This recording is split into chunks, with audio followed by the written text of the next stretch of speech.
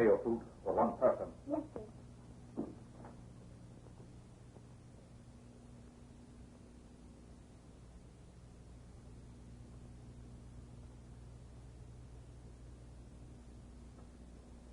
Miss Rokoff. What is it, Sally? It's Mr. Potan. He gives me the jimmies. For every time he just looks at me, I get goose pimply all over. I'm scared of him. I know just how you feel. Oh, I'm not worried about myself, but I don't like the way he looks at you. Don't you worry about me.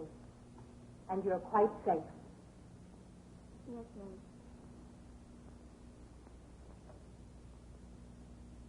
You know this man?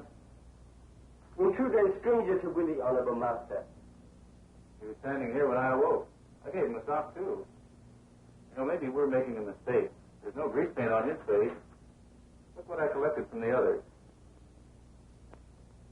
You have lots of power in your hands.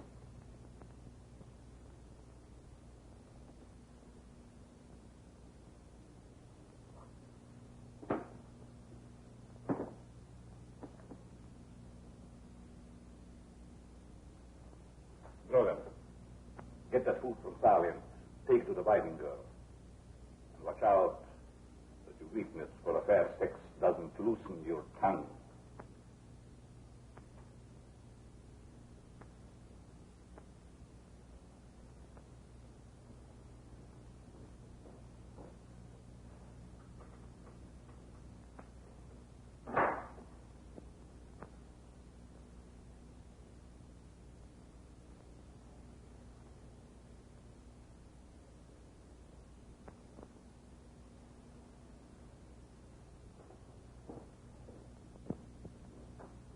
Sorry, Willie and I made that mistake and hit you. If I had known you were a detective, it wouldn't have happened. When the pain is gone, the blow is forgotten. Goodbye. Goodbye, Mr. Warren.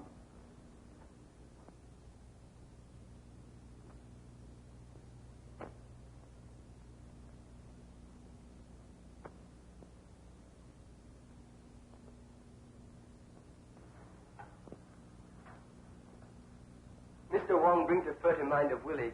Very good idea for new mystery stories. I'm not interested in mystery stories now, Willie. I haven't heard from Joan Whiting.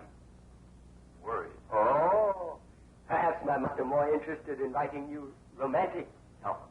Somebody will be writing an epitaph for you if you don't get out of here. Wait a minute. Call Captain Walters. Use the library phone. Yes, sir.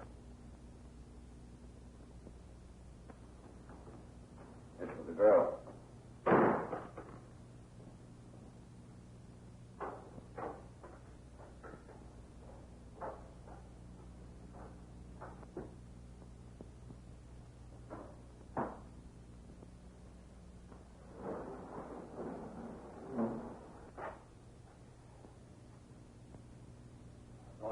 Nice to eat. When do I get out of here? Get out. We give you a nice room like this, plenty of good food, and you pick to get out. I don't like the room, and I don't want to eat. I want to get out of here. Now, take it easy, sister. No one's going to hurt you. You know it doesn't pay to peel where you're not supposed to. Oh, is that so? Well, I'm a reporter, and it's my business to mix in where I can get news. And when my paper hears about this... I know. They'll probably tell Santa Claus that he won't bring me any presents for Christmas. Oh.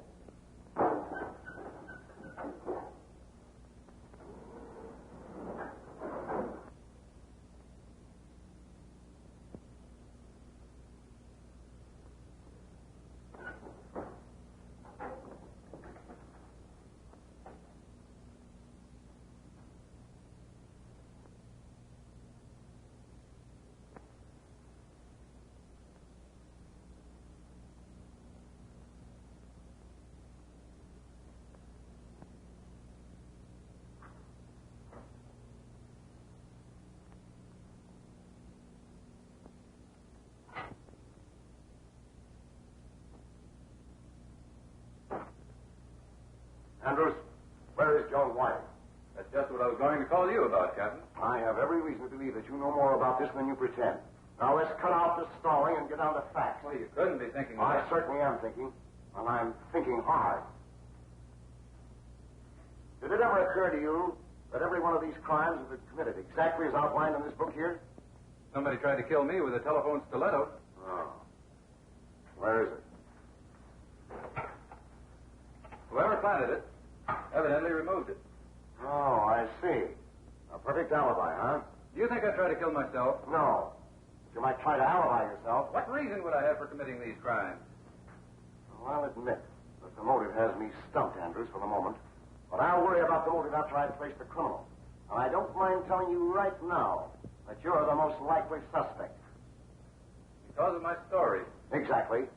They may have started out as stories, but they've become very real lately.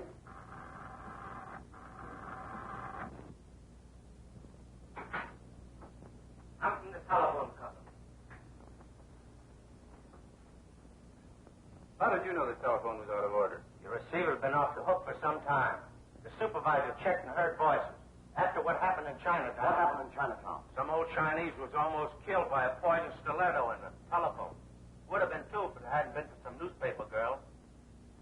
Perhaps the telephone gentleman can use my humble assistance. What do you know about poisoned stilettos? Poisoned telephone stilettos live only in imaginary mind of Willie. Yeah, I suppose all this stuff is just imaginary, too. Chapter 6.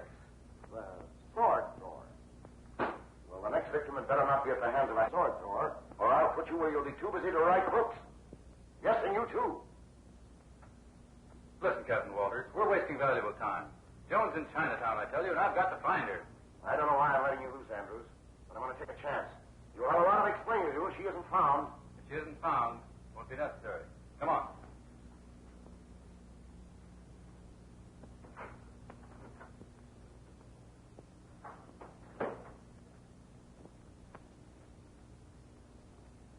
Grogan.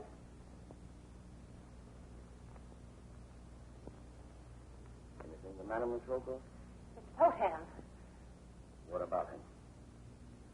Well, you don't have to be afraid of me. I'm your friend, Sonia. It's his eyes. The way he looks at anyone. His uncanny genius for making things that no one else can make or understand. I'm afraid of him. You don't have to be afraid. If he ever does anything to you, tell me. Thank you, Grogan. That's nice of you. Of course, there may be nothing to my fears. Sonia, there's nothing I wouldn't do for you. Thank you. But I think you'd better go. All right. But don't forget, you can always count on me.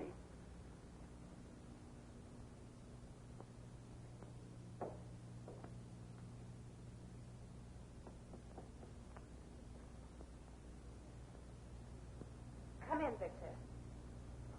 I want to talk to you. Yes? We've started something that's going to be difficult to finish. I want to quit, Victor, before we become too deeply involved. You have come to the decision a little too late, Sonia.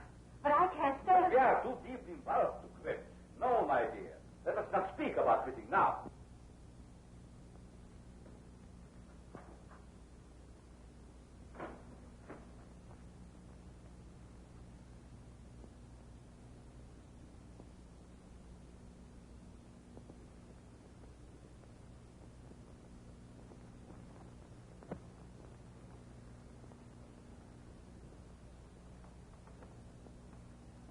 You better watch your step. And remember what I told you about the next victim. I'm going to check up with my men.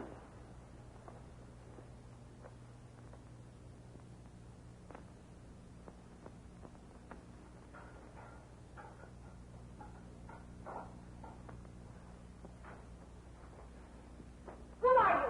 What are you holding me here for? You tell whoever sent you that if I'm not out of here in 5 minutes, the police will turn Chinatown inside out. Who's paying you to hold me here? Can't you understand me? Don't you talk English? I'll talk when I get a chance. All right, then talk. When do I get out of here? You butted into dangerous business. Now, you'll stay here until the trouble goes by. I will not. I'm going to get out of here right now. You be a good girl. I'll bring you some grub.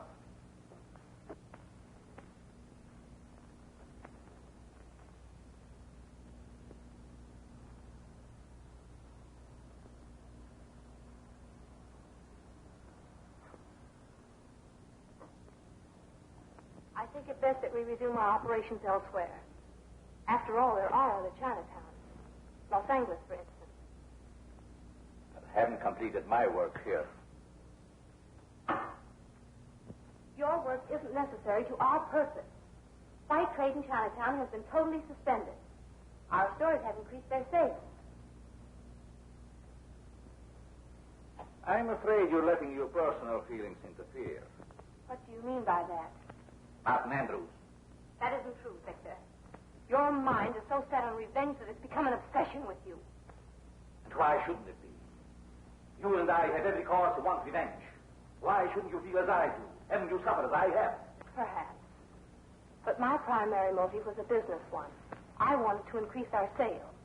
I've done this in San Francisco, and now it is necessary to move on. It is only your personal feelings that keep you from leaving. You understood my personal feelings when you enlisted my aid. I'm sure that they will remain the same in other locations. Leaving San Francisco will give you the opportunity of continuing with your experiments and be of great benefit to my employers. You have given me something to think about.